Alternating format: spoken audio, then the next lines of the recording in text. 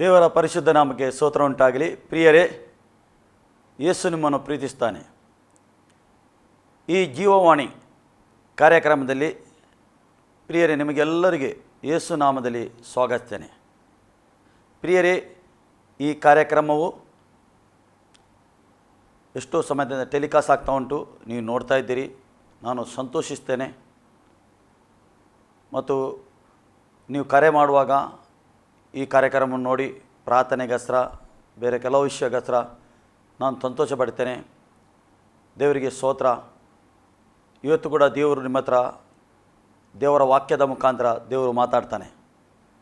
ಪ್ರಿಯರೇ, ಇವತ್ತು ನಾವು ದೇವರ ವಾಕ್ಯಕ್ಕೆ ಹೋಗುವ ಮೊದಲು ನಾವು ಪ್ರಾರ್ಥಿಸುವ. ಪ್ರೀತಿ ಸ್ವರೂಪರಾದ ತಂದೆಯ ದೇವರು, ನಿಮಗೆ ಸ್ತೋತ್ರ. ನೀನು ಒಳ್ಳೆಯವನು ಸ್ವಾಮಿ. ನಿನ್ನ ಮಕ್ಕಳು ಕರ್ತನೇ ಈ ಕಾರ್ಯಕ್ರಮವನ್ನು ನೋಡ್ತಾ ಇದ್ದಾರೆ ಸ್ವಾಮಿ. ಕರ್ತನೇ, ಈ ಕಾರ್ಯಕ್ರಮ ನೋಡುವಾಗ ವಾಕ್ಯದ ಮುಖಾಂತರ ನೀನು ಮಾತಾಡು. ಏಕೆಂದರೆ ನಿನ್ನ ವಾಕ್ಯ ಹೇಳ್ತದೆ, ವಾಕ್ಯದಲ್ಲಿ ಜೀವ ಉಂಟು.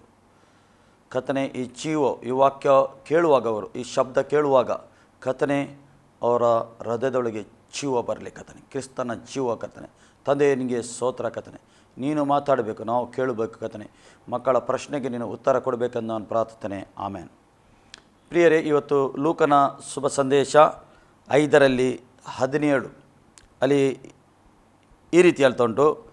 ಒಂದಾನೊಂದು ದಿವಸದಲ್ಲಿ ಆತನು ಉಪದೇಶ ಮಾಡುತ್ತಿರಲು ಗಲಿಲಾಯ ಯೂದಾಯಗಳ ಎಲ್ಲ ಗ್ರಾಮಗಳಲ್ಲಿಯೂ ಯೆರೂಸಲೇಮಿನಿಂದಲೂ ಬಂದಿದ್ದ ಪರಿಸೇಯರು ಶಾಸ್ತ್ರಿಗಳು ಆತನ ಹತ್ತಿರ ಕೂತುಕೊಂಡರು. ಗುಣ ಮಾಡುವುದಕ್ಕೆ ಕರ್ತನ ಶಕ್ತಿಯು ಆತನಲ್ಲಿತ್ತು. ಹೀಗಿರುವುದಲ್ಲಿ ಕೆಲವು ಮಂದಿ ಗಂಡಸರು ಒಬ್ಬ ಪಾರ್ಶ್ವರೋಗಿಗಳನ್ನು ದೋಲಿಯಲ್ಲಿ ಹೊತ್ತುಕೊಂಡು ಬಂದರು. ಆದರೆ ಅವನನ್ನು ಒಳಗೆ ತೆಗೆದುಕೊಂಡು ಹೋಗಿ ಆತನ ಮುಂದೆ ಇಡಬೇಕೆಂದು ಪ್ರಯತ್ನಿಸಿದರು. ಜನರು ಗುಂಪಾದ್ದರಿಂದ ಅವನನ್ನು ಒಳಗೆ ತೆಗೆದುಕೊಂಡು ಹೋಗುವ ಮಾರ್ಗವನ್ನು ಕಾಣದೆ ಮನೆಯ ಮೇಲೆ ಹತ್ತಿ ಹಂಚುಗಳನ್ನು ತೆಗೆದು ಅವನನ್ನು ಹಾಸಿಗೆ ಸಹಿತ ನಡುವೆ ಯೇಸುವಿನ ಮುಂದೆ ಇಳಿದುಬಿಟ್ಟರು. ಆತನು ಅವನ ನಂಬಿಕೆಯನ್ನು ನೋಡಿ, ಅಪ್ಪ, ನಿನ್ನ ಪಾಪಗಳನ್ನು ಕ್ಷಮಿಸಲ್ಪಟ್ಟಿದೆ ಅಂದನು. ಪಾಪಗಳನ್ನು ಕ್ಷಮಿಸಲಿಕ್ಕೆ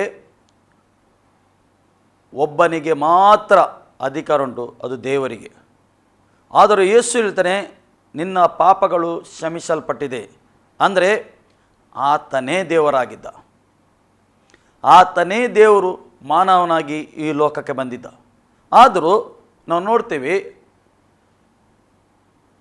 ಆತನ ಊರಿನಲ್ಲಿ ಇಸ್ರೇಲಲ್ಲಿ ಆತನು ಈ ಲೋಕದಲ್ಲಿ ಇರುವಾಗ ಅವರು ದೇವಕುಮಾರನೆಂದು ಅವರಿಗೆ ತಿಳಿಯಲಿಲ್ಲ. ದೇವರೆಂದು ಅವರಿಗೆ ತಿಳಿಯಲಿಲ್ಲ. ಅವರು ಒಬ್ಬೊಬ್ಬರು ಒಂದೊಂದು ರೀತಿಯಲ್ಲಿ ನೋಡ್ತಿದ್ದರು. ಕೆಲವರು ಗುರು ಎಂದು ಹೇಳ್ತಿದ್ದರು. ಗುರು, ನೀನು ಗುರು ಆಗಿದ್ದಿ ಎಂದು ಹೇಳ್ತಿದ್ದರು. ಕೆಲವು ಪ್ರವಾದಿಗಳೆಂದು ಹೇಳ್ತಿದ್ದರು. ಕೆಲವು ಬೇರೆ ಬೇರೆ ರೀತಿಯಲ್ಲಿ ಕರೀತಿದ್ದರು. ಆದರೆ ಇಲ್ಲಿ ನಾವು ನೋಡ್ತಾ ಇದ್ದೇವೆ, ಒಂದು ದಿವಸ ಯೇಸು ಕ್ರಿಸ್ತನು ಉಪದೇಶ ಮಾಡ್ತಿದ್ದನು. ದೇವರ ವಾಕ್ಯ ಹೇಳ್ತಿದೆ, ಬೋಧಿಸುತ್ತಿದ್ದನು, ಅವರಿಗೆ ಬೋಧಿಸುತ್ತಿದ್ದನು. ಯೂದಾಯದಲ್ಲಿ ಎಲ್ಲ ಗ್ರಾಮಗಳಲ್ಲಿ ಹೋಗಿ, ಯೂದಾಯ ಪಟ್ಟಣದಲ್ಲಿ ಎಲ್ಲ ಗ್ರಾಮದಲ್ಲಿ ಹೋಗಿ ಯೇಸು ಅವರಿಗೆ ಶುಭ ಸಂದೇಶವನ್ನು ಸಾರ್ತಿದ್ದನು. ಪರಲೋಕದ ಸಂಗತಿ, ಪರಲೋಕದ ಗುಟ್ಟನ್ನು ಅವರಿಗೆ ಹೇಳ್ತಿದ್ದನು. ಪರಲೋಕದಲ್ಲಿ ಹೀಗೆ ಉಂಟು, ಇಂಥ ವಿಷಯ ಎಂದು ಅವರಿಗೆ ಹೇಳ್ತಿದ್ದನು. ಹೇಳುವಾಗ ಅಲ್ಲಿ ದೇವರ ವಾಕ್ಯತೆ, ಅಲ್ಲಿ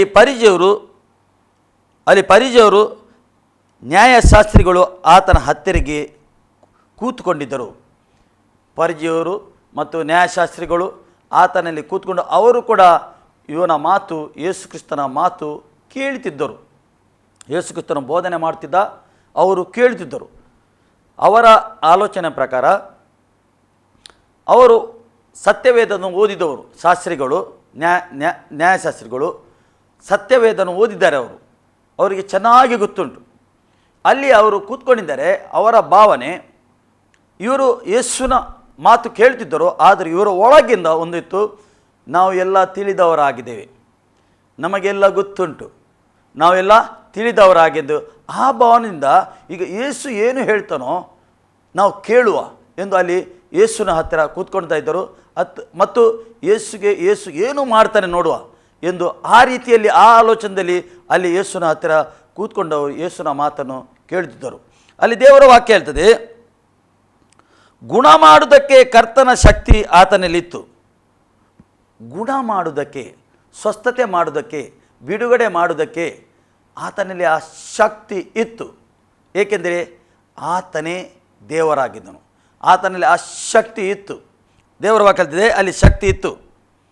ಹೀಗಿರಲಾಗಿ ಒಂದು ದಿವಸ ಹೀಗೆ ಆಗ್ತದೆ. ಹೀಗೆ ಬೋಧನೆ ಮಾಡುವಾಗ ಒಂದು ಸ್ಥಳದಲ್ಲಿ ಆತನು ಒಂದು ಮನೆಯ ಒಳಗೆ ಒಂದು ಬೋಧನೆ ಮಾಡ್ತಿದ್ದ.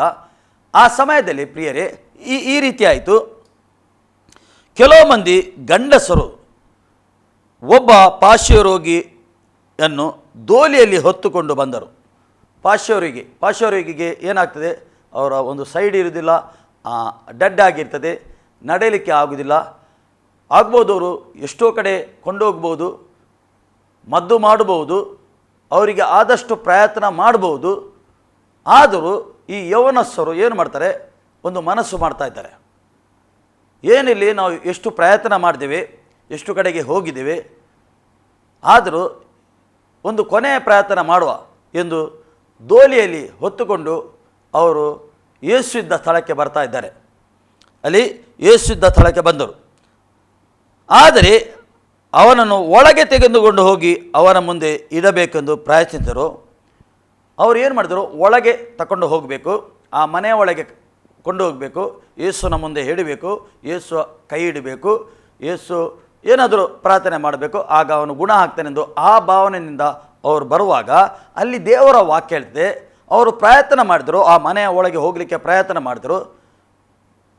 ಮನೆ ಚಿಕ್ಕ ಇರ್ಬೋದು, ಯಾ ದೊಡ್ಡದಿರ್ಬೋದು, ಜನ ತುಂಬಿ ಇರ್ಬೋದು. ಒಂದು ವೇಳೆ ಮನೆಯಲ್ಲಿ ಪ್ರಾರ್ಥನೆ ನಡೆಯುವುದಾದರೆ ಜನ ಫುಲ್ ಇದ್ದರೆ ಹೋಗಲಿಕ್ಕೆ ಆಗುವುದಿಲ್ಲ. ಬಹುಶಃ ಅವರು ತುಂಬ ಪ್ರಯತ್ನ ಮಾಡಿದರು, ಒಳಗೆ ಹೋಗಲಿಕ್ಕೆ ತುಂಬ ಪ್ರಯತ್ನ ಮಾಡಿದರು. ಏಕೆಂದರೆ ಈ ಹೊತ್ತುಕೊಂಡು ಬಂದವರು ಅವರು ನಂಬಿಕೆಯಿಂದ ಬಂದಿದ್ದಾರೆ. ಖಂಡಿತ ಇವನಿಗೆ ಯೇಸು ಕ್ರಿಸ್ತನು ಗುಣ ಮಾಡಲಿಕ್ಕೆ ಶಕ್ತನಿದ್ದಾನೆ. ಬಹುಶಃ ಅವರು ನೋಡಿದ್ದಾರೆ, ಯೇಸು ಕ್ರಿಸ್ತನು ಬೇರೆ ಕಡೆಯಲ್ಲಿ ಪ್ರಾರ್ಥನೆ ಮಾಡುವಾಗ, ಅವನು ಬೋಧನೆ ಮಾಡುವಾಗ ಅವರ ಕಣ್ಣಾರಿ ನೋಡಿದರೆ. ಎಷ್ಟೋ ಜನಗೆ ಕಣ್ಣು ಓಪನ್ ಆದದ್ದು, ಕಿವಿ ತೆರಲ್ಪಟ್ಟದ್ದು, ಮೂಕರು ಮಾತಾಡಿದ್ದು, ಕುಂಟರು ನಡೆದಿದ್ದು ಅವರು ನೋಡಿದ್ದಾರೆ, ಅವರ ಕಣ್ಣಾರೆ ನೋಡಿದ್ದಾರೆ. ನೋಡಿ ಈ ಪಾರ್ಶ್ವರೋಗಿಯನ್ನು ಅವರು ಹೊತ್ತುಕೊಂಡು ಬಂದಿದ್ದಾರೆ. ಅಲ್ಲಿ ದೇವರ ವಾಕ್ಯ ಹೇಳ್ತದೆ, ಒಳಗೆ ಹೋಗಲಿಕ್ಕೆ, ಆ ಮನೆಯ ಒಳಗೆ ಹೋಗಲಿಕ್ಕೆ, ಯೇಸು ಬೋಧನೆ ಮಾಡುವ ಸ್ಥಳಕ್ಕೆ ಹೋಗಲಿಕ್ಕೆ ಅವರಿಗೆ ಆಗಲಿಲ್ಲ. ಏಕೆಂದರೆ ಫುಲ್ ಜನ ಇತ್ತು ಅಲ್ಲಿ. ಪುನಃ ಅಲ್ಲಿ ದೇವರ ವಾಕ್ಯ ಹೀಗೆ ಹೇಳ್ಕೊಂಡು ಆತನ ಮೇಲೆ ಪ್ರಯತ್ನಿಸಿದರು. ಜನರ ಗುಂಪಾಗಿದ್ದರಿಂದ ಅವನನ್ನು ಒಳಗೆ ತೆಗೆದುಕೊಂಡು ಹೋಗುವುದಕ್ಕೆ ಮಾರ್ಗ ಕಾಣದೆ ಮನೆಯ ಮೇಲೆ ಹತ್ತಿ, ಈಗೇನು ಮಾಡ್ತಾರೆ ಅವರು, ಮನೆಯ ಮೇಲೆ ಹೋಗ್ತಾ ಇದ್ದಾರೆ. ಯೇಸು ಇದ್ದ ಮನೆಯ ಮೇಲೆ, ಯೇಸು ಎಲ್ಲಿ ಬೋಧನೆ ಮಾಡ್ತಾನೋ ಆ ಮನೆಯ ಮೇಲೆ ಅವರು ಹೋಗ್ತಾರೆ. ಅಲ್ಲಿ ದೇವರ ವಾಕ್ಯ ಹೀಗೆ ಹೇಳ್ತಾ ಉಂಟು ಪ್ರಿಯರೇ, ಹತ್ತಿ ಹಂಚುಗಳನ್ನು ತೆಗೆದರಂತೆ. ಅಲ್ಲಿ ಹಂಚಿತ್ತು, ಅದು ತೆಗೆದರು ಇರ್ಬೋದು, ಹಂಚಿತ್ತು, ಯಾರು ಬೇರೆ ಏನೋ ಇದು ಇತ್ತು ಇರ್ಬೋದು, ಅದು ಅವರು ತೆಗೆದರು. ಏಕೆಂದರೆ ಹೇಗಾದರೂ ಈ ಪಾರ್ಶ್ವ ರೋಗಿಯನ್ನು ಯೇಸು ಕ್ರಿಸ್ತನ ಮುಂದೆ ಇಳಿಸಬೇಕು, ಮುಂದೆ ಯೇಸು ಕ್ರಿಸ್ತನ ಹತ್ತಿರ ಕೊಂಡು ಹೋಗಬೇಕು ಎಂದು ಅವರ ನಂಬಿಕೆ. ಹತ್ತಿ ಅವರು ಹಂಚನ್ನು ತೆಗೆದರಂತೆ. ಹಂಚು ತೆಗೆದು ಅಲ್ಲಿ ದೇವರ ವಾಕ್ಯ ಹೀಗೆ ಹೇಳ್ತಾ ಉಂಟು, ಹಂಚು ತೆಗೆದುಕೊಂಡು ಅವನು ಹಾಸಿಗೆ ಸಹಿತ ನಡುವೆ ಯೇಸುವಿನ ಮುಂದೆ ಇಳಿಸಿಬಿಟ್ಟರು. ಹಾಸಿಗೆ ಸಹಿತ ಅವನಿಗೆ ಡೋಲಿಯನ್ನು ಹೊತ್ತುಕೊಂಡು ಬಂದಿದ್ದಾರೆ, ಅದರ ಸಹಿತ ಅವರು ಯೇಸು ಎಲ್ಲಿ ಕೂತ್ಕೊಂಡಿದ್ದಾನೆ ಅಲ್ಲಿ ಯೇಸುವಿನ ಮುಂದೆ ಅವರು ಆ ಪಾರ್ಶ್ವ ರೋಗಿಯನ್ನು ಇಳಿಸಿದ್ದರು ಎಂದು ದೇವರ ವಾಕ್ಯ ಹೇಳ್ತದೆ. ಅವರು ಅಲ್ಲಿ ಯೇಸುವಿನ ಮುಂದೆ ತರ್ತಾ ಇದ್ದಾರೆ. ಏಕೆ? ನಂಬಿಕೆಯಿಂದ ತಂದಿದ್ದಾರೆ. ಈ ಪ್ಯಾರಲೈಸ್ಗೆ ಗುಣ ಆಗಬೇಕೆಂದು, ಪಾರ್ಶ್ವ ರೋಗಿಗೆ ಗುಣ ಆಗಬೇಕೆಂದು ನಂಬಿಕೆಯಿಂದ ಯೇಸುವಿನ ಬಳಿಗೆ ಅವರು ತಂದಿದ್ದಾರೆ. ಪುನಃ ಅಲ್ಲಿ ದೇವರ ವಾಕ್ಯ ಹೇಳ್ತದೆ, ಆತನು ಅವರ ನಂಬಿಕೆಯನ್ನು ನೋಡಿ, ಯೇಸು ಮೊದಲು ಏನು ನೋಡುವುದು? ನಂಬಿಕೆ. ಯಾರ ನಂಬಿಕೆ? ಈಗ ಯಾರು ಕರೆ ತಂದಿದ್ದಾರೆ, ಹೊತ್ತುಕೊಂಡು ಬಂದಿದ್ದಾರೆ, ಅವರ ನಂಬಿಕೆ ನೋಡ್ತಾ ಇದ್ದಾನೆ. ಅವರೊಂದು ನಂಬಿಕೆ, ಇಷ್ಟು ನಂಬಿಕೆಯಿಂದ ಆ ಹಂಚನ್ನು ತೆಗೆದು ಅವರು ಆ ಪಾರ್ಶ್ವರೋಗಿಯನ್ನು ಯೇಸುನ ಮುಂದೆ ತರ್ತಾರೆ. ಆಗ್ಬೋದು ಯೇಸು ಮುಟ್ಟಬೇಕು, ಯೇಸು ಪ್ರಾರ್ಥನೆ ಮಾಡಬೇಕು ಎಂದು ಆ ನಂಬಿಕೆಯಿಂದ ತಂದರೆ, ಅಂದರೆ 100% ನಂಬಿಕೆ, 100ರಷ್ಟು ನಂಬಿಕೆ. ಈ 100ರಷ್ಟು ನಂಬಿಕೆಯಿಂದ ಇವರು ತಂದಿದ್ದಾರೆ. ಇಲ್ಲಿ ಗುಣ ಆಗ್ತದೆ, ಇಲ್ಲಿ ಸ್ವಸ್ಥತೆ ಆಗ್ತದೆ ಎಂದು ಅವರು ತಂದಿದ್ದಾರೆ. ಕೆಲವು ಸರಿ ಏನಾಗ್ತದೆ, ಯಾರು ಕರತರ್ತಾರೋ ಅವರ ನಂಬಿಕಸ್ರ ಅಲ್ಲಿ ಅದ್ಭುತ ಆಗ್ತದೆ. ಸೂಪರ್ ನ್ಯಾಚುರಲ್ ದೇವರು ಅದ್ಭುತ ಮಾಡ್ತಾನೆ. ನಾವು ಸತ್ಯವೇದ ಓದಿದ್ರೆ ನಮಗೆ ಗೊತ್ತಾಗ್ತದೆ, ಎಷ್ಟೋ ಸರಿ ಯೇಸು ಸೂಪರ್ ನ್ಯಾಚುರಲ್ ಆಗಿ ಆ ಅದ್ಭುತ ಮಾಡಿದ್ದಾನೆ. ಇಲ್ಲಿ ನಾವು ನೋಡ್ತಾ ಇದ್ದೇವೆ, ಆತ ನಂಬಿಕೆಯನ್ನು ನೋಡಿ, ಅಪ್ಪ ನಿನ್ನ ಪಾಪಗಳು ಕ್ಷಮಿಸಲ್ಪಟ್ಟಿದೆ ಅಂದನು. ಯೇಸು ಕ್ರಿಸ್ತನ ಮೊದಲು ಏನು ಮಾಡಿದ, ಮೊದಲ ಕಾರ್ಯ ಏನು ಮಾಡಿದ, ಯೇಸುಗೆ ಗೊತ್ತಿತ್ತು ಇವರಿಗೆ ಪಾರ್ಶ್ವರೋಗ ಆದದ್ದು ಹೇಗೆ, ಇವನ ಪಾಪದಿಂದ, ಇವನು ಮಾಡಿದ ಪಾಪದಿಂದ ಇವನಿಗೆ ಪಾರ್ಶ್ವರೋಗ ಬಂದಿದೆ. ಯೇಸುಗೆ ಮೊದಲೇ ಗೊತ್ತಾಗ್ತಿತ್ತು. ಒಬ್ಬ ಮಾನವನಿಗೆ ನೋಡುವಾಗ ಆತನ ಹೃದಯದಲ್ಲಿ ಏನುಂಟು ಗೊತ್ತಾಗ್ತಿತ್ತು, ಪ್ರಕಟ ಆಗ್ತಿತ್ತು. ಈ ರೋಗ ಬಂದದ್ದು ಅವನಿಗೆ ಅವನ ಪಾಪದಿಂದ ರೋಗ ಬಂದಿದೆ. ಈಗ ರೋಗ ಗುಣ ಆಗಬೇಕಾದ್ರೆ ಏನಾಗಬೇಕು, ಅವನ ಪಾಪ ಕ್ಷಮಿಸಲ್ಪಡಬೇಕು, ಪಾಪ ಕ್ಷಮಿಸಲ್ಪಡಬೇಕು. ಈ ಪಾರ್ಶ್ವರೋಗಿ ಅವರು ಹೊತ್ತುಕೊಂಡು ಬಂದಿದ್ದಾರೆ, ಯೇಸುನ ಮುಂದೆ ಇದ್ದಾನೆ. ಆಗ್ಬೋದು ಯೇಸುವಿನ ಮೇಲೆ ಅವನ ಮೇಲೆ ದೃಷ್ಟಿ ಹಾಕಿದ. ಏಕೆಂದರೆ ಆ ಪಾರ್ಶ್ವರೋಗಿ ಏನು ಮಾಡುವಾಗಿಲ್ಲ, ಸೋತು ಹೋಗಿದ್ದಾನೆ. ಅವನ ಮುಖ ನೋಡುವಾಗ ಗೊತ್ತಾಯಿತು, ಅವನ ಒಳಗೆ ನೋಡುವಾಗ ಯೇಸು ಗೊತ್ತಾಯಿತು, ಅವನು ಸೋತು ಹೋಗಿದ್ದಾನೆ. ಅವನು ಶರಣಾರ ಮಾಡಿದ್ದಾನೆ, ಅವನು ಸಮರ್ಪಣೆ ಮಾಡಿದ್ದಾನೆ. ಅಲ್ಲಿ ಅವನಿಂದ ಏನು ಮಾಡಲಿಕ್ಕೆ ಆಗೋದಿಲ್ಲ. ಒಂದು ಲಾಸ್ಟ್ ಹೋಪ್, ಕೊನೆಯ ಒಂದು ಹೋಪ್ ಉಂಟು, ಅದರಲ್ಲಿ ನನಗೆ ಗುಣ ಆಗ್ಬೋದು ಎಂದು ಆ ಪಾರ್ಶ್ವರೋಗಿ ಕೂಡ ಅವನ ಭಾವನೆ ಉಂಟು. ಆದರೆ ಯೇಸು ಒಳಗೆ ನೋಡಿದ, ನಿನ್ನ ಪಾಪಗಳು ಕ್ಷಮಿಸಲ್ಪಟ್ಟಿದೆ. ಮೊದಲು ಯೇಸು ಏನು ಮಾಡಿದ, ಪಾಪ ಕ್ಷಮಿಸಿದ. ಅವನ ಪಾಪವನ್ನು ಒಬ್ಬ ಮಾನವನ ಹೀಗೆ ಪಾಪ ಕ್ಷಮಿಸಲ್ಪಡಬೇಕು.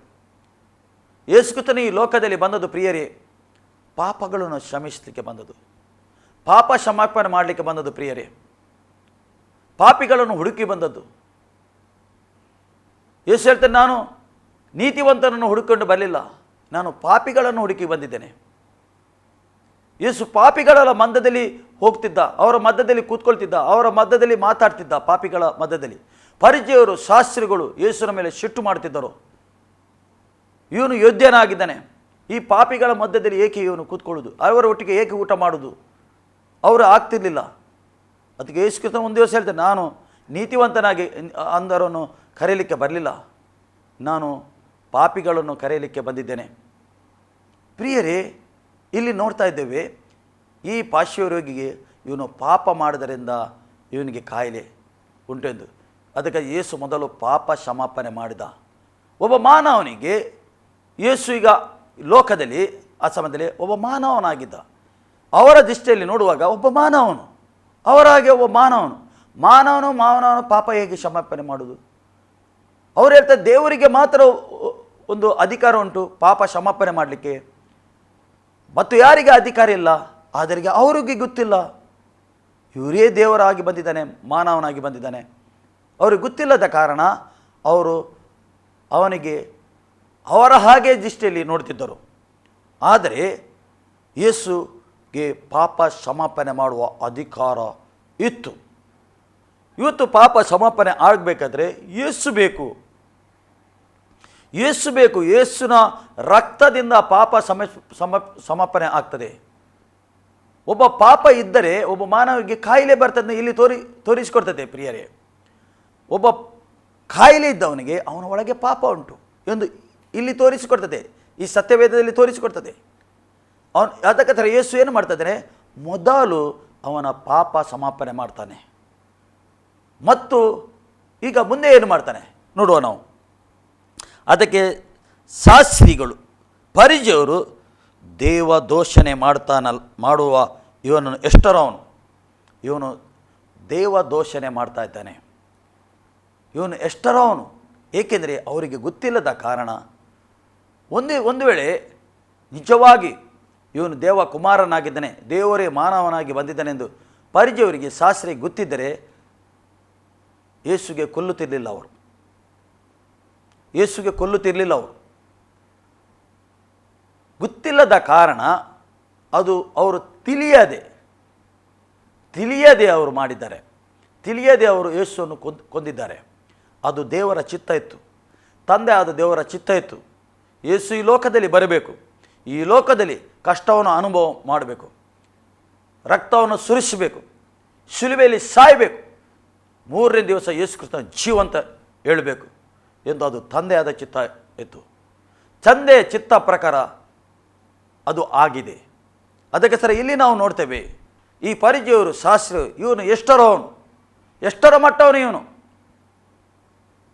ಇವನು ಪಾಪ ಕ್ಷಮಾಪಣೆ ಮಾಡಲಿಕ್ಕೆ ಎಲ್ಲಿಂದ ಅಧಿಕಾರ? ಇವನಿಗೆ ಯಾರು ಕೊಟ್ಟ ಅಧಿಕಾರ?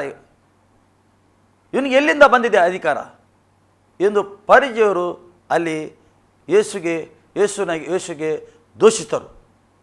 ಪ್ರಿಯರೇ, ಇವತ್ತು ಪಾಪ ಕ್ಷಮಾಪಣೆ ಆಗಬೇಕಾದ್ರೆ ಯೇಸು ಬೇಕು ನಮಗೆ. ಎಲ್ಲ ಮಾನವ ಕುಲಕ್ಕೆ ಯೇಸು ಬೇಕು. ಆಕಾಶದ ಕೆಳಗೆ ಭೂಮಿಯ ಮೇಲೆ ಒಬ್ಬನ ಹೆಸರು, ಅದು ಯೇಸು ಕ್ರಿಸ್ತನ ಹೆಸರು. ಆ ಹೆಸರು ಬೇಕು. ಪಾಪ ಕ್ಷಮಾಪಣೆ ಆಗಬೇಕಾದ್ರೆ, ಸ್ವಸ್ಥತೆ ಆಗಬೇಕಾದ್ರೆ ಆ ಹೆಸರು ಬೇಕು. ಬಿಡುಗಡೆ ಆಗಬೇಕಾದ್ರೆ ಆ ಹೆಸರು ಬೇಕು. ಆ ಹೆಸರಿಗೆ ಮಾತ್ರ ಎಲ್ಲ ಮೊಣಕೋಲು ಅಡ್ಡ ಬೀಳ್ತದೆ. ಆ ಹೆಸರು ಅತಿ ಉನ್ನತವಾದ ಹೆಸರದು, ಶ್ರೇಷ್ಠವಾದ ಹೆಸರದು. ಯೇಸು ಕ್ರಿಸ್ತನ ಎಂಬ ಹೆಸರು ಅದು ಶ್ರೇಷ್ಠವಾದ ಹೆಸರು. ಇವತ್ತು ಎಲ್ಲರಿಗೆ ಬೇಕು. ಅದು ಯೇಸು ಎಂಬ ಹೆಸರು ಎಲ್ಲರಿಗೆ ಬೇಕು. ಯೇಸು ಎಂದು ಹೇಳುವಾಗ ಬಿಡುಗಡೆ ಆಗ್ತದೆ. ಯೇಸು ಎಂದು ಹೇಳುವಾಗ ಸ್ವಸ್ಥತೆ ಆಗ್ತದೆ. ಏಕೆಂದರೆ ನಾವು ಸತ್ಯವೇದದಲ್ಲಿ ನೋಡ್ತಾ ಇದ್ದೇವೆ, ಯೇಸು ಕ್ರಿಸ್ತನು ಎಷ್ಟೋ ಮಂದಿಗೆ ಸ್ವಸ್ಥತೆ ಮಾಡ್ತಾನೆ, ಬಿಡುಗಡೆ ಮಧ್ಯೆ. ಅದೇ ದೇವರು ಇವತ್ತು ಜೀವಂತ ಇದ್ದಾನೆ. ವಾಕ್ಯದ ಮುಖಾಂತರ ನಮ್ಮ ಹತ್ರ ಮಾತಾಡ್ತಾ ಇದ್ದಾನೆ. ವಾಕ್ಯವೇ ಯೇಸು ಆಗಿದ್ದಾನೆ. ಈ ವಾಕ್ಯದಲ್ಲಿ ಜೀವ ಉಂಟು. ವಾಕ್ಯದ ಮುಖಾಂತರ ನಮ್ಮ ಹತ್ರ ಮಾತಾಡ್ತಾ ಇದ್ದಾನೆ. ಮಗನೇ, ನಿನ್ನ ಕಷ್ಟ ಏನು? ಯಾವ ಕಷ್ಟದಲ್ಲಿದ್ದಿ ನೀನು? ಯಾವ ಸಮಸ್ಯೆಯಲ್ಲಿದ್ದಿ? ಯಾವ ಕಾಯಿಲೆಯಲ್ಲಿದ್ದಿ? ಯಾವ ನೋವಲ್ಲಿದ್ದಿ ನೀನು? ನನ್ನ ಹತ್ತಿರ ಬಾ. ನನ್ನ ಹತ್ತಿರ ಬಾ. ನನ್ನಲ್ಲಿ ವಿಶ್ವಾಸ ಇಡು. ನಿನಗಸರ ಎಲ್ಲ ನಾನು ಶಿಲುಬೆಯಲ್ಲಿ ಮಾಡಿದ್ದೇನೆ. ನಿನಗಸರ ನಿನ್ನ ಎಲ್ಲ ಕಾಯಿಲೆ ನಾನು ತಗೊಂಡಿದ್ದೇನೆ. ನಿನ್ನ ಸಮಸ್ಯೆ, ನಿನ್ನ ಕೊರತೆ, ನಿನ್ನ ಡಿಪ್ರೆಷನ್ ನಾನು ತಗೊಂಡಿದ್ದೇನೆ. ಪ್ರಿಯರೇ, ಇವತ್ತು ಯೇಸುವಲ್ಲಿ ಬರುವಾಗ ಯೇಸು ನಿಮ್ಮನ್ನು ಪ್ರೀತಿ ಮಾಡ್ತಾನೆ. ಯೇಸು ಪ್ರೀತಿ ಮಾಡ್ತಾನೆ. ಏಕೆಂದರೆ ಆತನ ಗುಣವೇ ಪ್ರೀತಿಯಾಗಿದೆ. ಆತನ ಹೆಸರೇ ಪ್ರೀತಿಯಾಗಿದೆ. ಇವತ್ತು ನೀನು ಕಷ್ಟದಲ್ಲಿ ಇರ್ಬೋದು, ಸಮಸ್ಯೆಯಲ್ಲಿ ಇರ್ಬೋದು, ದಿಕ್ಕು ಕಾಣದೇ ಇರ್ಬೋದು. ಅಯ್ಯೋ ಯಾರಿಲ್ಲ ಅಲ್ಲ, ನಾನು ಇಲ್ಲಿ ನರಳಾಡ್ತೇನೆ ಅಲ್ಲ. ಆದರೂ ಯೇಸು ಹೇಳ್ತಾನೆ, ನಾನು ನಿನ್ನನ್ನು ಪ್ರೀತಿಸ್ತೇನೆ, ನಾನು ನಿನ್ನನ್ನು ಪ್ರೀತಿ ಮಾಡ್ತೇನೆ. ಯಾರು ಬಿಡ್ಬೋದು ನಿನ್ನನ್ನು, ಆದರೂ ನಾನು ನಿನ್ನನ್ನು ಪ್ರೀತಿ ಮಾಡ್ತೇನೆ.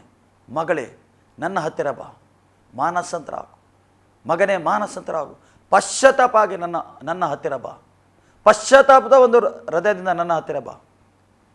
ನೀನು ಸಂಪೂರ್ಣವಾಗಿ ನನ್ನ ಸಮರ್ಪಣೆ ಮಾಡು. ನಾನು ಗುಣ ಮಾಡಲಿಕ್ಕೆ ಶಕ್ತನಿದ್ದಾನೆ ಹೇಳ್ತಾನೆ ಯೇಸು. ನಾನು ಗುಣ ಮಾಡಲಿಕ್ಕೆ ಶಕ್ತನಿದ್ದಾನೆ ಅಂತ ದೇವರು ಹೇಳ್ತಾನೆ. ಪುನಃ ಅಲ್ಲಿ ದೇವರ ವಾಕ್ಯ ಹೇಳ್ತದೆ, ಇಲ್ಲಿ ಪಾಪಗಳನ್ನು ಕ್ಷಮಿಸುವುದು ದೇವರೊಬ್ಬನೇ ಹೊರತು ಮತ್ತಾರಿಗೆ ಎಂದು ಅಂದುಕೊಂಡರು. ಆದರೆ ಅವರು ಹಾಗಂದುಕೊಳ್ಳುವುದು ಯೇಸು ತಿಳಿದುಕೊಂಡು ಅವರಿಗೆ, ನೀವು ನಿಮ್ಮ ಮನಸ್ಸಿನಲ್ಲಿ ಅಂದುಕೊಳ್ಳುವುದೇನು? ಏಕೆಂದರೆ ಅವರ ಮನಸ್ಸಲ್ಲಿ ಏನು ಆಲೋಚನೆ ಮಾಡ್ತಾರೆ ಯೇಸುಗೆ ತಿಳಿಯುತ್ತಿತ್ತು. ಒಬ್ಬ ಮಾನವನ ಒಳಗೆ ಏನು ಆಲೋಚನೆ ಮಾಡ್ತಾನೆ ಈಗ ಕೂಡ ಯೇಸುಗೆ ತಿಳಿಯುತ್ತದೆ. ಯೇಸು ಎಲ್ಲವೂ ಬಲ್ಲವನಾಗಿದ್ದಾನೆ. ಪ್ರಿಯರೇ, ಸ್ಥಿತಿಗತಿ ನಿನ್ನ ಬಲ್ಲವನಾಗಿದ್ದಾನೆ. ನೀವು ಯಾವ ಸ್ಥಿತಿಯಲ್ಲಿದ್ದಿ, ಯಾವ ಮಾರ್ಗದಲ್ಲಿ ನಡೀತಾ ಇದ್ದಿ, ಯೇಸುಗೆ ಚೆನ್ನಾಗಿ ಗೊತ್ತುಂಟು. ಆದರೆ ಯೇಸು ಬಯಸ್ತಾನೆ, ನೀನು ಯಾವ ಮಾರ್ಗದಲ್ಲಿ ಹೋಗ್ತಿ ಅಲ್ಲಿಂದ ತಿರುಗಿಕೊಂಡು ನನ್ನ ಹತ್ತಿರ ಬಾ ಎಂದು ದೇವರು ಬಯಸ್ತಾ ಇದ್ದಾನೆ.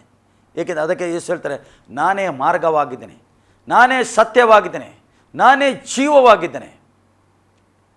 ನನ್ನ ಹೊರತು ಯಾರು ತಂದೆಯ ಬಳಿಗೆ ಹೋಗಲಿಕ್ಕೆ ಆಗುವುದಿಲ್ಲ. ಯಾರು ಹೋಗಲಿಕ್ಕೆ ಆಗುವುದಿಲ್ಲ ತಂದೆಯ ಬಳಿಗೆ. ನಾನು ಮಾರ್ಗ, ನಾನು ಸತ್ಯ, ನಾನು ಜೀವ. ಪ್ರಿಯರೇ, ಆ ಮಾರ್ಗ ಬೇಕು. ಎಷ್ಟೋ ಜನಕ್ಕೆ ಆ ಮಾರ್ಗ ಗೊತ್ತಿಲ್ಲದ ಕಾರಣ ದಾರಿ ತಪ್ಪಿ ಹೋಗ್ತಾ ಇದ್ದಾರೆ. ಎಷ್ಟೋ ಜನ ಡಿಪ್ರೆಸ್ ಇದ್ದಾರೆ, ಕೊರತೆಯಲ್ಲಿದ್ದಾರೆ, ಚಿಂತೆಯಲ್ಲಿದ್ದಾರೆ, ಬೇರೆ ಬೇರೆ ಮಾರ್ಗ ಹುಡುಕ್ತಾ ಇದ್ದಾರೆ. ಆದರೆ ಯೇಸು ಹೇಳ್ತಾನೆ, ನಾನೇ ಮಾರ್ಗವಾಗಿದ್ದೇನೆ, ನಾನು ಮಾರ್ಗವಾಗಿದ್ದೇನೆ. ಏಕೆಂದರೆ ಯೇಸುಗೆ ಮಾತ್ರ ಪಾಪ ಕ್ಷಮಾಪಣೆ ಮಾಡುವ ಅಧಿಕಾರ ಉಂಟು. ಯೇಸುವೇ, ನಾನೊಂದು ಪಾಪಿಯಾಗಿದ್ದೆ, ನನ್ನನ್ನು ಕ್ಷಮಿಸು ಹೇಳುವಾಗ ಯೇಸು ಕರುಣಾಮಯನಾಗಿದ್ದಾನೆ, ಆತನು ಕೃಪಾಸ್ವರೂಪನಾಗಿದ್ದಾನೆ. ನಿನ್ನ ಪಾಪಗಳನ್ನು ಕ್ಷಮಿಸ್ತಾನೆ ಆತನು. ನೀನು ಯಾವ ಮಾರ್ಗದಲ್ಲಿ ಹೋಗ್ತೀಯೋ ಅಲ್ಲಿಂದ ತಿರುಗಿದರೆ, ನೀನು ಯೇಸು ಹತ್ತಿರ ಬಂದರೆ ಆತನು ನಿನಗೆ ಕ್ಷಮಿಸುತ್ತಾನೆ. ಏಕೆಂದರೆ ಆತನೇ ದೇವರಾಗಿದ್ದಾನೆ. ಆ ಯೇಸುವಿನ ಹೆಸರಿಗೆ ಶಕ್ತಿ ಉಂಟು, ಬಲ ಉಂಟು, ಅದರಲ್ಲಿ ಜೀವ ಉಂಟು, ಅದರಲ್ಲಿ ಸತ್ಯ ಉಂಟು. ಯೇಸು ಹೇಳ್ತಾನೆ, ನಾನೇ ಸತ್ಯವಾಗಿದ್ದೇನೆ. ಸತ್ಯವಾಕ್ಯವು, ಜೀವವಾಕ್ಯವು ಆ ಮಾರ್ಗದ ವಾಕ್ಯವಾಗಿದೆ. ಅದಕ್ಕೋಸ್ಕರ ಯೇಸು ನಿಮ್ಮ ಹತ್ರ ಮಾತಾಡ್ತಾ ಇದ್ದಾನೆ. ಇಲ್ಲಿ ನೀನು ಬಿದ್ದು ಹೋಗಿದ್ದಿ, ಅಲ್ಲಿಂದ ಏಳು ಎಂದು ಹೇಳ್ತಾನೆ. ಯೇಸು ಹತ್ರ ಬರುವಾಗ ಅದು ತರುವುದಿರಲ್ಲ, ಏನಿಲ್ಲ, ನೀನು ಇದ್ದ ಹಾಗೆ ಬರಬೇಕಂತ ಹೇಳ್ತಾನೆ. ನೀವು ಯಾವ ಪರಿಸ್ಥಿತಿಯಲ್ಲಿ ಇದ್ದೀ ಈಗ, ಅದೇ ಆ ಪರಿಸ್ಥಿತಿಯಲ್ಲಿ ನನ್ನ ಹತ್ತಿರ ಬಾ ಎಂದು ಯೇಸು ಹೇಳ್ತಾ ಇದ್ದಾನೆ. ಪುನಃ ಅಲ್ಲಿ ದೇವರ ವಾಕ್ಯ ಹೀಗೆ ಹೇಳ್ತಾ ಉಂಟು, ನೀವು ನಿಮ್ಮ ಮನಸ್ಸಲ್ಲಿ ಅಂದುಕೊಳ್ಳುವುದು ಏನು? ಯಾವುದು ಸುಲಭ, ನಿನ್ನ ಪಾಪಗಳನ್ನು ಕ್ಷಮಿಸಲ್ಪಟ್ಟಿವೆ ಅನ್ನುವುದೋ ಎಂದು ನಡೆ ಅನ್ನುವುದು. ಆದರೆ ಪಾಪಗಳನ್ನು ಕ್ಷಮಿಸಿಬಿಡುವುದಕ್ಕೆ ಮನುಷ್ಯಕುಮಾರನಿಗೆ ಭೂಲೋಕದಲ್ಲಿ ಅಧಿಕಾರ ಉಂಟೆಂಬುದು ನಿಮಗೆ ತಿಳಿಯಬೇಕೆಂದು ಆ ಪಾರ್ಶ್ವರೋಗಿಯು ರೋಗವನ್ನು ನೋಡಿ ಎದ್ದು ನಿನ್ನ ಹಾಸಿಗೆಯನ್ನು ಎತ್ತಿಕೊಂಡು ಮನೆಗೆ ಹೋಗು, ನಿನಗೆ ಹೇಳುತ್ತೇನೆ ಅಂದನು.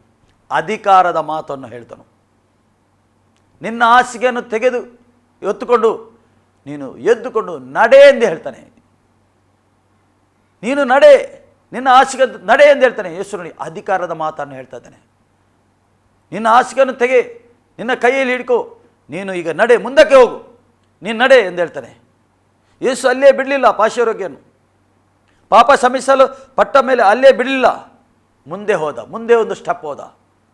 ಅವನಿಗೆ ಹೇಳಿದ, ನಿನ್ನ ಹಾಸಿಗೆಯನ್ನು ತಗೋ, ಎದ್ದುಕೊಂಡು ಈಗ ನಡೆ ಹೇಳ್ತಾನೆ, ಮುಂದೆ ಹೋಗಿ ಹೇಳ್ತಾನೆ. ಪ್ರಿಯರಿ, ಇವತ್ತು ನಿಮಗೆ ಇದೇ ಹೇಳ್ತಾನೆ, ನೀವು ಹೇಳಿ, ಎಲ್ಲಿ ಬಿದ್ದಿದ್ದೀರಿ ಅಲ್ಲಿಂದ ಏಳಿರಿ ಮತ್ತು ಮುಂದೆ ಹೋಗಿರಿ ಅಂತ ಹೇಳ್ತಾನೆ. ನಂಬಿಕೆಯಿಂದ ಅಲ್ಲಿಂದ ಏಳಿ ಮುಂದೆ ಹೋಗುವಾಗ ದೇವರು ನಿಮಗೆ ಸಹಾಯ ಮಾಡ್ತಾನೆ. ದೇವರು ಸಹಾಯ ಮಾಡಲಿಕ್ಕೆ ಸಿದ್ಧನಿದ್ದಾನೆ, ಎಲ್ಲ ಸಮಯದಲ್ಲಿ ಸಿದ್ಧನಿದ್ದಾನೆ. ದೇವರ ವಾಕ್ಯ ಹೇಳ್ತದೆ, ಇಸ್ರಾಯೇಲರ ದೇವರು ತೂಕಾಡುವುದಿಲ್ಲ, ಮಲಗುವುದಿಲ್ಲ, ಎಲ್ಲ ಸಮಯದಲ್ಲಿ ಆತನು ನಮ್ಮನ್ನು ಕಾಪಾಡ್ತಾನೆ, ನೋಡ್ತಾ ಇದ್ದಾನೆ, ಕಾಯ್ತಾ ಇದ್ದಾನೆ, ಯಾವಾಗಲೂ ಕಾಯ್ತಾ ಇದ್ದಾನೆ. ಪ್ರಿಯರೇ, ದೇವರಿಗೆ ಅಸಾಧ್ಯ ಮುಂದೆ ಇಲ್ಲ, ಎಲ್ಲ ಸಾಧ್ಯ ಉಂಟು. ಕ್ರಿಸ್ತನು ಈಗ ಕೂಡ ಜೀವಂತ ಇದ್ದಾನೆ, ವಾಕ್ಯದ ಮುಖಾಂತರ ಮಾತಾಡ್ತಾ ಇದ್ದಾನೆ. ಏಕೆಂದರೆ ಸತ್ತ ಕ್ರಿಸ್ತನು ಜೀವಂತವಾಗಿದ್ದಾನೆ. ಈ ವಾಕ್ಯ ನಾವು ಸಾರುವುದು ಜೀವಂತ ಕ್ರಿಸ್ತನ ವಾಕ್ಯ ಸಾರ್ತಾ ಇದ್ದೇವೆ. ಆತನ ವಾಕ್ಯ ಇದು. ಈ ವಾಕ್ಯ ಎಲ್ಲರಿಗೆ ಬೇಕು, ಎಲ್ಲ ಮಾನವ ಕುಲಕ್ಕೆ ಈ ವಾಕ್ಯ ಬೇಕು, ಎಲ್ಲ ಮಾನವರಿಗೆ ಈ ವಾಕ್ಯ ಬೇಕು. ಪ್ರಿಯರೇ, ವಾಕ್ಯದಲ್ಲಿ ಜೀವಿಸಲಿಕ್ಕೆ ಆಗ್ತದೆ. ಈ ವಾಕ್ಯದಲ್ಲಿ ಜೀವಿಸಿದ ಜೀವ ಉಂಟು. ಈ ವಾಕ್ಯ ನೀವು ಕೇಳುವಾಗ ನಿಮಗೆ ಸ್ವಸ್ಥತೆ ಆಗ್ತದೆ. ಯಾವ ಭಾಗದಲ್ಲಿ ನೋವು ಉಂಟು, ಯೇಸು ಎಂಬ ಮಾತು ನಿಮ್ಮ ಶಬ್ದ ಬೀಳುವಾಗ ಅಲ್ಲಿ ಸ್ವಸ್ಥತೆ ಆಗ್ತದೆ. ನೋವಿನಿಂದ ನಿಮಗೆ ಬಿಡುಗಡೆ ಆಗ್ತದೆ. ಪ್ರಿಯರೇ, ಯಾವ ಭಾಗದಲ್ಲಿ ನೋವುಂಟು ಅಲ್ಲಿ ನಿಮಗೆ ಬಿಡುಗಡೆ ಆಗ್ತದೆ. ಆ ಶಬ್ದ ಅಲ್ಲಿ ಮುಟ್ಟುತ್ತದೆ, ಸ್ವಸ್ಥತೆ ಮಾಡುವ ಶಬ್ದ ಮುಟ್ಟುತ್ತದೆ. ನೀನು ನಂಬಿದರೆ ಸಾಕು, ಅಲ್ಲಿ ನಿನಗೆ ಸ್ವಸ್ಥತೆ ಆಗ್ತದೆ, ನಿನಗೆ ಬಿಡುಗಡೆ ಆಗ್ತದೆ.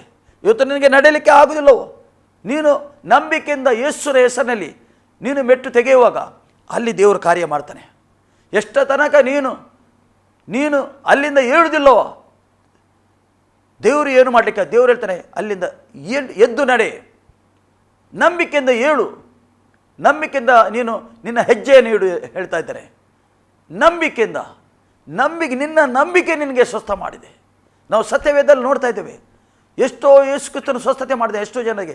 ನಿನ್ನ ನಂಬಿಕೆಯಿಂದ ಸ್ವಸ್ಥತೆ ಆಗಿದೆ, ನಿನ್ನ ನಂಬಿಕೆ.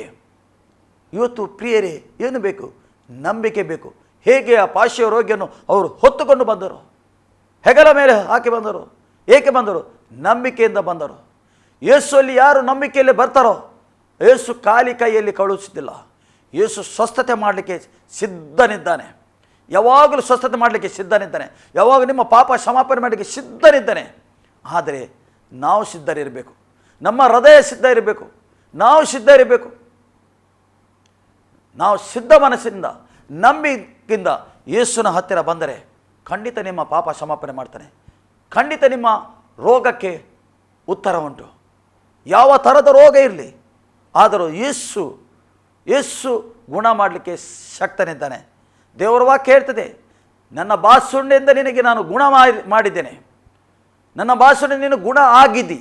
ಆದರೆ ಏನು ಬೇಕೀಗ? ಈಗ ನಂಬಿಕೆ ಬೇಕು. ಖಾಲಿ ಕೇಳುವುದೇ ಅಲ್ಲ, ನಂಬಿಕೆ ಬೇಕು. ಈಗ ನಂಬಿಕೆಯಿಂದ ನಾವು ಆ ವಾಕ್ಯವನ್ನು ರಿಸೀವ್ ಮಾಡುವಾಗ, ನಾವು ಒಳಗೆ ತಗೊಳ್ಳುವಾಗ ಅಲ್ಲಿ ಕಾರ್ಯ ಶುರುವಾಗ್ತದೆ. ಅಲ್ಲಿ ಏನಾಗ್ತದೆ? ಅಲ್ಲಿ ಕಾರ್ಯ ಶುರುವಾಗ್ತದೆ. ಅಲ್ಲಿ ಏನಾಗ್ತದೆ? ಅಲ್ಲಿ ಸ್ವಸ್ಥತೆ ಶುರುವಾಗ್ತದೆ, ಬಿಡುಗಡೆ, ಆಶೀರ್ವಾದ. ಏಕೆಂದರೆ ಯೇಸು ಎಂಬ ಹೆಸರೇ ಆಶೀರ್ವಾದವಾಗಿದೆ. ಆಶೀರ್ವಾದವೆಂದರೆ ಏನು? ಯೇಸು ಕ್ರಿಸ್ತರೆಂಬ ಒಂದು ಹೆಸರೇ ಆಶೀರ್ವಾದವಾಗಿದೆ. ಇವತ್ತು ನಿನಗೆ ಆಶೀರ್ವಾದ ಇಲ್ಲವೋ? ಖಂಡಿತವಾಗಿ ಆತನು ಆಶೀರ್ವಾದ ಮಾಡಲಿಕ್ಕೆ ಸಿದ್ಧನಿದ್ದಾನೆ. ನೀನು ಮನಸ್ಸು ಮಾಡಿದರೆ, ನಿನ್ನ ನಂಬಿಕೆ ಮುಂದೆ ಹೋದರೆ ಆತನು ನಿನಗೆ ಆಶೀರ್ವಾದ ಮಾಡಲಿಕ್ಕೆ ಯಾವ ಸಮಯದಲ್ಲಿ ಕೂಡ ಸಿದ್ಧನಿದ್ದಾನೆ. ಪ್ರಿಯರೇ, ಯೇಸು ನಿಮ್ಮನ್ನು ಪ್ರೀತಿಸ್ತಾನೆ. ಯೇಸು ನಿಮ್ಮನ್ನು ಖಾಲಿ ಕೈಯಲ್ಲಿ ಕಳಿಸ್ತಿಲ್ಲ. ಯೇಸು ನಿಮ್ಮನ್ನು ನಿರಾಶೆ ಆಗಲಿಕ್ಕೆ ಬಿಡುವುದಿಲ್ಲ. ಯೇಸು ನಿಮ್ಮನ್ನು ತಲೆ ಕೆಳಗೆ ಹಾಗೆ ನಡೆಯುವಾಗ ಮಾಡುವುದಿಲ್ಲ.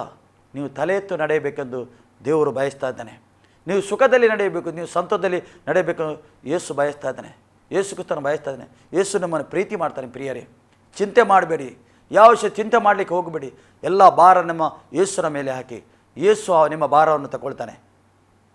ಈ ವಾಕ್ಯದಿಂದ ದೇವರು ನಿಮಗೆ ಆಶೀರ್ವಾದ ಮಾಡಲಿ. ಆಮೇನ್. ಪ್ರಾರ್ಥಿಸುವ. ಪ್ರೀತಿ ಸ್ವರೂಪನಾದ ತಂದೆ ದೇವರು ನಿಮಗೆ ಸ್ತೋತ್ರ. ಸ್ವಾಮಿ, ನಿನ್ನ ಮಕ್ಕಳು ಕರ್ತನೇ ಈ ಕಾರ್ಯಕ್ರಮವನ್ನು ನೋಡ್ತಾ ಇದ್ದಾರೆ. ಸ್ವಾಮಿ ಕರ್ತನೇ, ನಿನ್ನ ವಾಕ್ಯದಲ್ಲಿ ಜೀವ ಉಂಟು. ಕರ್ತನೇ, ಇರ್ಬೋದು ಇವರು ಯಾವ ಸಮಸ್ಯೆ ಇರ್ಬೋದು, ಕರ್ತನೇ ಯಾವ ನೋವು ಇರ್ಬೋದು, ಯಾವ ಕಾಯಿಲೆ ಇರ್ಬೋದು, ಇದೇ ಸಮಯದಲ್ಲಿ ನಿನ್ನ ಬಲವಂತ ಶಕ್ತಿ ಕರ್ತನೇ ಇವರಿಗೆ ಆ ಭಾಗದಲ್ಲಿ ಮುಟ್ಟಬೇಕೆಂದು ನಾನು ಪ್ರಾರ್ಥಿಸ್ತೇನೆ. ಕರ್ತನೇ, ಟಚ್ ಆಗಲಿ ಕರ್ತನೇ ಅವ್ರಿಗೆ. ಆ ಭಾಗದಲ್ಲಿ ಅವರಿಗೆ ಬಿಡುಗಡೆ ಆಗಬೇಕಂತ ನಾನು ಪ್ರಾರ್ಥನೆ. ನಿನ್ನಸ್ತ ಅವರ ಮೇಲೆ ಇಳಿದು ಬರಬೇಕಂತ ನಾನು ಪ್ರಾರ್ಥನೆ ಕತೆ. ಎಲ್ಲ ಚಿಂತೆಯಿಂದ, ಎಲ್ಲ ಕೊರತೆಯಿಂದ ಇದೇ ಸಮಯದಲ್ಲಿ ಬಿಡುಗಡೆ ಆಗಲಿ ಅಂತ ನಾನು ಪ್ರಾರ್ಥನೆ ಕತೆ. ಯಾವ ಭಾಗದಲ್ಲಿ ಕಥನೆ ಇವರ ಶರೀರದಲ್ಲಿ ಆ ಭಾಗ ಕಥನೆ, ಆ ಭಾಗದಲ್ಲಿ ಜೀವ ಇಲ್ಲವೋ ಆ ಭಾಗದಲ್ಲಿ ಜೀವ ಬರಬೇಕಂತ ನಾನು ಪ್ರಾರ್ಥನೆ ಕಥನೆ. ತಂದೆಯದು ಸ್ತೋತ್ರ ಕಥನೆ. ಸ್ವಸ್ಥತೆ ಅವರಿಗೆ ಬಿಡುಗಡೆ ಮಾಡ್ತೇನೆ ಕಥನೆ. ಆಶೀರ್ವಾದವನ್ನು ಬಿಡುಗಡೆ ಮಾಡ್ತೇನೆ ಕಥನೆ. ಇವರ ಕುಟುಂಬಕ್ಕೆ ನಾನು ಆಶೀರ್ವಾದವನ್ನು ಬಿಡುಗಡೆ ಮಾಡ್ತೇನೆ ಕಥನೆ. ಇವರ ಕೆಲಸ ಕಾರ್ಯಕ್ಕೆ ಆಶೀರ್ವಾದ ಬಿಡುಗಡೆ ಮಾಡ್ತೇನೆ ಕಥನೆ. ಸ್ವಾಮಿ, ಇವರು ಆಶೀರ್ವಾದ ಹೊಂದಲಿ ಕಥನೆ. ಎಲ್ಲ ಭಾಗದಲ್ಲಿ ಆಶೀರ್ವಾದದಲ್ಲಿ ಸುಖ ಸಂತೋಷದಲ್ಲಿ ಜೀವಿಸಲಿಕ್ಕೆ ನೀನು ಸಹಾಯ ಮಾಡಬೇಕಂತ ನಾನು ಪ್ರಾರ್ಥನೆ. ಇವರ ಮಕ್ಕಳಿಗೆ ನಾನು ಆಶೀರ್ವಾದ ಮಾಡ್ತೇನೆ ಕಥನೆ. ತಂದೆಯ ನಿನಗೆ ಸ್ತೋತ್ರ. ನಮ್ಮ ಪ್ರಾರ್ಥನೆಯನ್ನು ಕೇಳಿದ್ದಕ್ಕೆ ಸ್ತೋತ್ರ, ಉತ್ತರ ಕೊಟ್ಟಿದ್ದಕ್ಕೆ ಸ್ತೋತ್ರ. ಎಲ್ಲ ಘನ, ಎಲ್ಲ ಮಾನ ಮಹಿಮೆ ನಿನಗೆ ಸಲ್ಲಿಸ್ತಾ ಯೇಸು ಕ್ರಿಸ್ತನ ನಾಮದಲ್ಲಿ ಪ್ರಾರ್ಥನೆ ತಂದೆ, ಆಮೇನ್. ಈ ಕಾರ್ಯಕ್ರಮ ನೋಡೋದಕ್ಕೆ ದೇವರು ನಿಮಗೆ ಒಳ್ಳೆಯದು ಮಾಡಲಿ. ಹೆಚ್ಚಿನ ಸಂಪರ್ಕ ಬೇಕಾದರೆ ಸ್ಕ್ರೀನಲ್ಲಿ ನಂಬರ್ ಬರ್ತದೆ, ನಮಗೆ ನೀವು ಸಂಪರ್ಕ ಮಾಡ್ಬೋದು. ನಾವು ಯಾವಾಗಲೂ ನಿಮಗೆ ಪ್ರಾರ್ಥನೆ ಮಾಡಲಿಕ್ಕೆ ಸಿದ್ಧರಿದ್ವಿ. ಮತ್ತು ಏನು ಬೇಕಾದರೂ ಆರಾಧನೆ ಬೇಕಾದರೂ ನಾವು ನಿಮಗೆ ಇನ್ಫಾರ್ಮೇಷನ್ ಕೊಡಲಿಕ್ಕೆ ಸಿದ್ಧರಿದ್ದೇವೆ. ಆಮೇನ್.